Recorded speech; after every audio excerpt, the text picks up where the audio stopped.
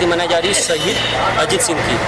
इस मौके पे यहाँ पे हमारे साथ दो व्यक्ति जुड़े हैं, दो बड़े ही इंपॉर्टेंट व्यक्ति जुड़े हैं, वीडियो सर और सीओ सर ऋतिक सर।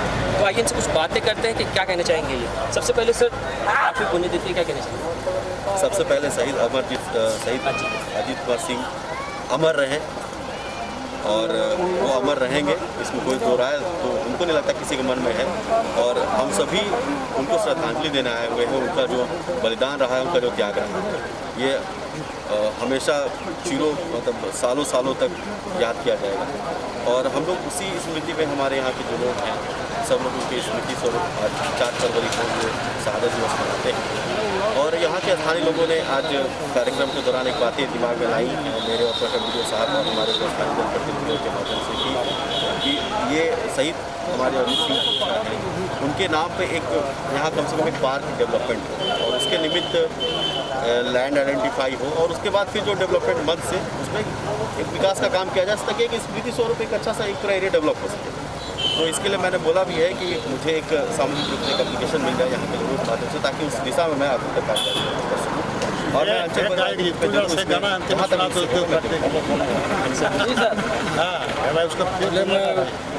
तो बहुत कुछ सुनाया यार। हाँ, बहुत अच्छा सुना। एक तो अंतिम हम जाने को सुना अंतिम में हो जाए। अंतिम एक ये फंड की कमी नहीं होगी हमारे पास में। सांसद मद का, विधायक मद का और पंचायत समिति का फंड आता है, पर्याप्त फंड रहता है। कार्य प्रारंभ कर दिया जाए। सबसे पहले धन्यवाद सर। इसके अलावा सर कहीं ना कहीं ये एक आइडल है हमारे लिए। यही रीज़न है कि इस क्षेत्र से काफ़ी नौजवान जो है वो देश के लिए सर्विस कर रहे हैं। तो इसके पीछे क्या कर? ये तो अच्छी बात है।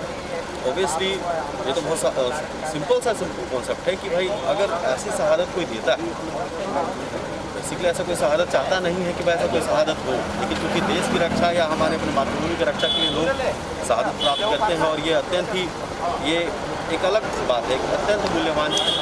और ये इससे बहुत स्वाभाविक है कि जो यहाँ के युवा है वो उससे प्रेरित हो गई और उसी प्रेरणा को लेकर ही लोग आगे बढ़ते हैं। सिर्फ युवा क्या है, हम लोग जितने ऐसा नहीं है कि हम लोग ऑफिसर बन गए तो इसका मतलब उसको प्रेरणा लें। उससे प्रेरणा मिलती है कि अपने काम को, अपने कर्तव्य को सही से निभाएं और आगे बढ़े, अपने समाज का अच्छा समाज बनाएं। सर आप कैसे कहूँगा कि जैसे आदमी के एक दिन सबको जाना है, लेकिन उनका आदम का प्रतिमा रखना, उनको श्रद्धांजलि करना और अपने हृदय में संजोए रखना, लोगों के लिए प्रेरणा बनना, ये खास को मौका मिलता है। तो इनसे तो प्रेरणा सबको लेंगे, यहाँ के युवा भी लेंगे, अन्य भी लेंगे। इसके अलावा सर फाइनली सर आज से 8 से 10 साल पहले ये जो नक्सली गतिविधियाँ थी काफ़ी तेज़ होती थी और काफ़ी हमें छुट्टियाँ में दिखती थी, लेकिन अब रिसेंट डेज में ये कम हो रहा है एज पर सिनारियो जो आ रहे हैं। तो इसके पीछे आप किसका क्रेडिट देना चाहेंगे? जो वरीय अधिकारी है हमारे वो कहीं ना कहीं अच्छा काम कर रहे हैं, जो हमारे पुलिस ऑफिसर्स हैं वो भी अच्छे काम कर रहे हैं। पूरा आदरणीय पूरा विधानसभा के स्तर के जितने भी हमारे माननीय विधायक हैं, सांसद मंत्री हैं, जो भी हैं, मुख्यमंत्री हैं, तो सर लोग के निर्देश पर ही पूरा प्रशासन काम करता है और उसमें सभी की मिलीभगत और साथ में जो हमारे स्थानीय जनता होता है उनके सहयोग से ही पॉसिबल हो पा रहा है। और ये बेसिकली कहीं ना कहीं मुख्य धारा से जुड़ने के लिए जरूरी भी है और तभी हमारे एक अच्छे समाज, स्वस्थ समाज का निर्माण करते हैं। क्योंकि जो शहीद होते हैं वतन के लिए, देश के लिए, राज्य के लिए, उस ऋण से हम लोग मुक्त नहीं हो सकते। शहीदों को सच्ची श्रद्धांजलि देकर उनके जो जिस दिन उन शहादत देते हैं उनकी पुण्यतिथि को हम लोग याद कर उनको सच्ची श्रद्धांजलि देकर के हम उस ऋण से उऋण हो सकते हैं। और मुंशी प्रेमचंद जी का भी कहना था कि लहू का वो कतरा जो वतन की हिफाजत में गिरे सबसे अनमोल रतन है। स्वाभाविक रूप से जो ये अनमोल रतन है हमारे घर का बच्चा था और गिरिडीह में नक्सलियों से लोहा लेते हुए इन्होंने शहादत दी थी। और हर वर्ष इसी 4 फरवरी को हम लोग यहाँ उपस्थित होते हैं और शहीद अजीत सिंह की को याद करते हैं, उनको सच्ची श्रद्धांजलि देते हैं। चूँकि सर यहाँ पे पिछली बार भी आपने भी कमिटमेंट किया था कि एक बेहतर, चूँकि अजीत सिंह एक खास तबके के नहीं बल्कि सराउंडिंग सारे लोगों के लिए एक गर्व की अब यहाँ बात है, चूँकि यहाँ पे जो किए हैं शहीद हुए हैं। तो सर यहाँ पे जो पार्क बनाने की बातें की गई थी, तो यहाँ पे क्या देखा है, अतिक्रमण भी देखा जा रहा है इस जगह पे? देखिए, स्वाभाविक रूप से जो शहीद होते हैं वो किसी जाति, किसी धर्म के नहीं होते, वो देश के होते हैं, राज्य के होते हैं, सभी लोगों के लिए होते हैं।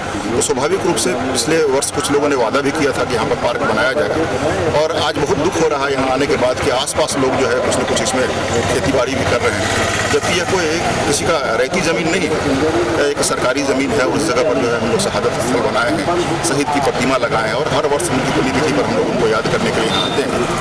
तो निश्चित रूप से इस पर पहल होनी चाहिए और हम लोगों से आग्रह करेंगे कि इस तरह का कार्य नहीं करें, क्योंकि शहादत स्थल है और उसके आसपास के क्षेत्र को जो है आप घेर करके अतिक्रमण करके उसमें आप जो है फूल सब्जी या कुछ भी अगर उत्पादन कर रहे हैं तो निश्चित रूप से वो गलत है। हम उनसे आग्रह ही कर सकते हैं, विनती ही कर सकते हैं और आगे आने वाले समय में जो भी यहाँ के जनप्रतिनिधि हैं, चाहे विधायक हैं, सांसद हैं, जिनके पास फंड है, उनसे भी आग्रह करेंगे या उनसे भी जा करके मिलेंगे तो निश्चित रूप से ये जगह जो है अच्छा खासा जगह है यहाँ पर, जहाँ हम लोग छोटा सा पार्क बना सकते हैं या उनकी शहादत को याद करते हुए एक मैरिज हॉल वगैरह टाइप का भी बना सकते हैं, जिससे यहाँ के लोगों को भी उसका सुविधा मिल सके।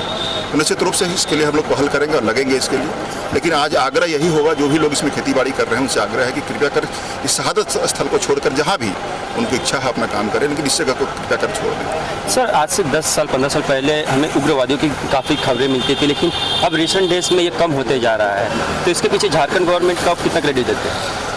देखिए, ये क्रेडिट अगर जाता है तो पूरी जो पिछले रघुवर दास की सरकार रही है, निश्चित रूप से हम उसी को क्रेडिट देंगे। क्योंकि इन 5 सालों में जो नक्सलियों के खिलाफ जो अभियान चला, निश्चित रूप से उससे नक्सली घटनाओं में बहुत बड़ी कमी आई थी।